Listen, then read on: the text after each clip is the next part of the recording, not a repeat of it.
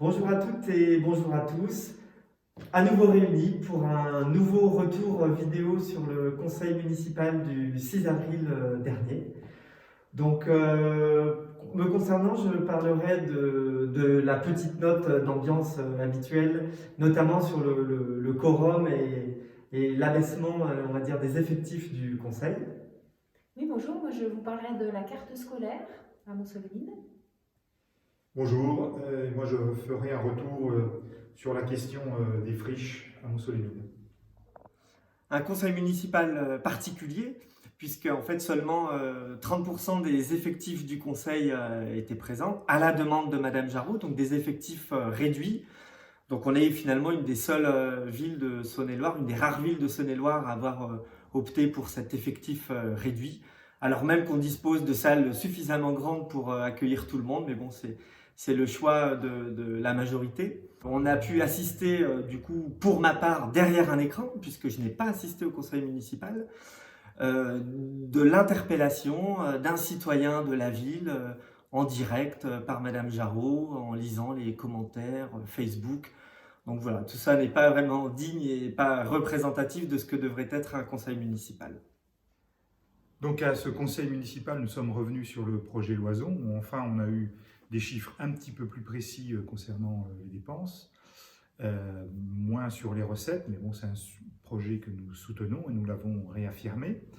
Et puis en fin de conseil municipal, on a eu un vœu qui était remis sur table, comme d'habitude, c'est-à-dire qu'on n'a pas bien eu le temps d'examiner tout ça, un vœu qui dénonçait l'attitude de la société qui a racheté le site de Lucie.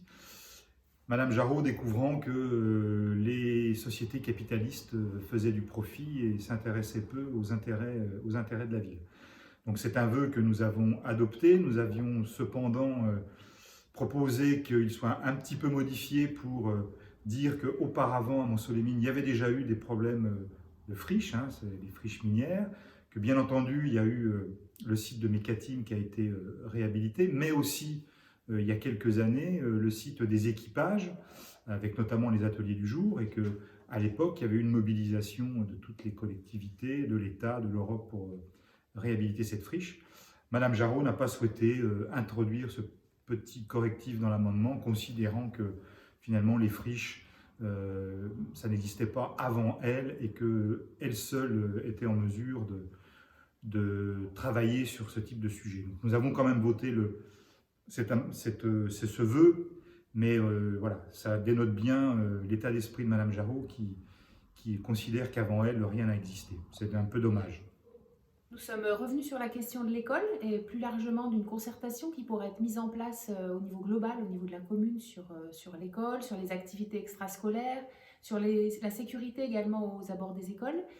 C'est vrai que nous, à Énergie Citoyenne, on a toujours eu à cœur de travailler ce sujet de manière démocratique et en concertant les habitants. C'était dans notre programme, d'ailleurs, on souhaitait vraiment mener une large réflexion avec des tables rondes, avec des réflexions alimentées par des discussions. Car Madame Jarot, ce qu'elle propose, c'est uniquement un référendum.